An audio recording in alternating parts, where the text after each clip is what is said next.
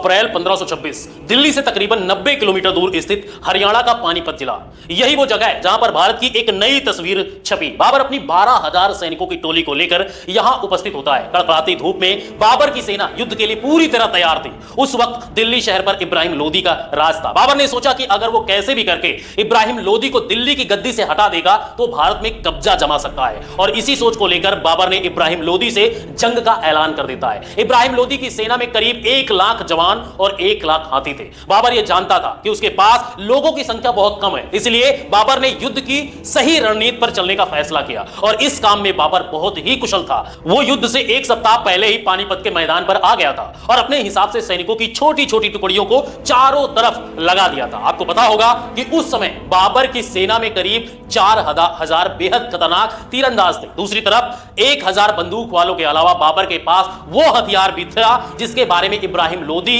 सोच भी नहीं सकता था, और वो हथियार कोई और नहीं बल्कि चलती फिरती आग बरसाने वाली तोपें थी। दोस्तों, हिंदुस्तान की किसी भी जंग में इस तरह की तोपों का इस्तेमाल सबसे पहले बाबर ने ही किया था। इसलिए यहां पर होने वाले युद्ध में अभी तक किसी को भी अंदाजा नहीं था कि इन तोपों का सामना कैसे करना है। बाबर जंग का ऐलान तो कर आया, लेकिन उसके अंदर कम सैनिक होने की वजह से थोड़ा डर भी बना हुआ था। 21 अप्रैल 1526 शुक्रवार की सुबह लंबे समय से जंग चलने के बाद इतनी बड़ी सैनिकों की टुकड़ी होने के बाद भी इब्राहिम लोदी बाबर के बनाए जाल में फंस गया। इसका सबसे बड़ा कारण बाबर की सेना में मौजूद निडर सैनिक तो थे ही, और उसके साथ साथ तोपों की आवाज से सेना में भगदड़ सी मच गई। इब्राहिम लोदी की सेना को बिल्कुल भी अंदाजा नहीं था कि वो इन खतरनाक तोपों से कैसे लड़े, इसलिए वो सैनिक जंग का मैदान छोड़कर भाग लिए और कुछ शहीद हो गए। यहां तक कि तोपों की आवाज इतनी ज्यादा तेज थी कि लोदी के हाथी अपनी सेना को कुचलते हुए भागने लगे, जिसके कारण अधिकतर सेना तो ऐसे ही ढेर हो गई। ऊपर से बाबर के तीरंदाज सैनिकों ने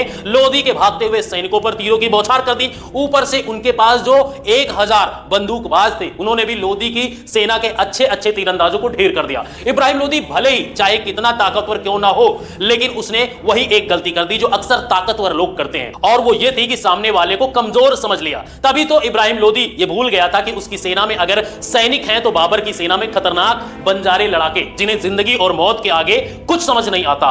ऊपर से बाबर की सेना में गजब का भाईचारा था। इन सब के बाद बाबर आसानी से युद्ध जीत गया और इब्राहिम लोदी लाखों कोशिशों के बाद भी मारा गया। इसी के साथ ही भारत का भविष्य पूरी तरह से बदल गया।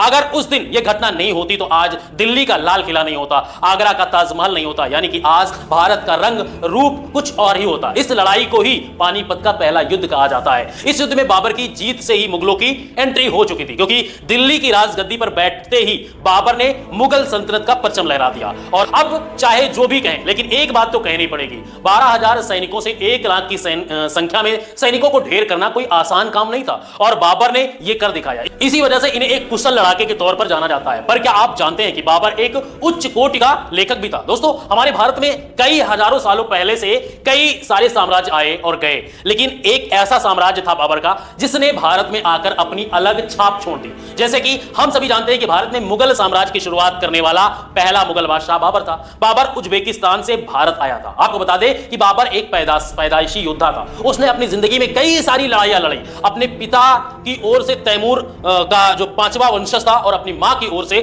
चंगेज खान का 14वां वंशज था। जब बाबर मात्र 12 साल का था, उसे विरासत में फरगना शहर मिला।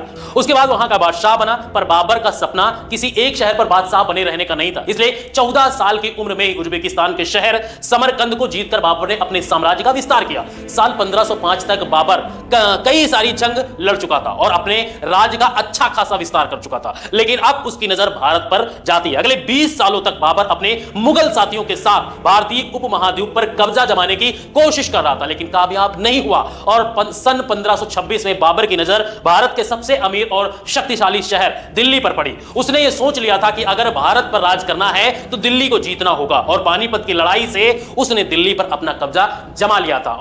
अब बाबर ने दिल्ली सल्तनत का विस्तार करने में कोई कसर नहीं छोड़ी, लेकिन इसके बाद इनका छोटा बेटा हुमायूं बादशाह बना, और हुमायूं 29 दिसंबर 1530 ईस्वी में 23 साल की उम्र में सिंहासन पर बैठा और उसका राज्याभिषेक हुआ आगरा में।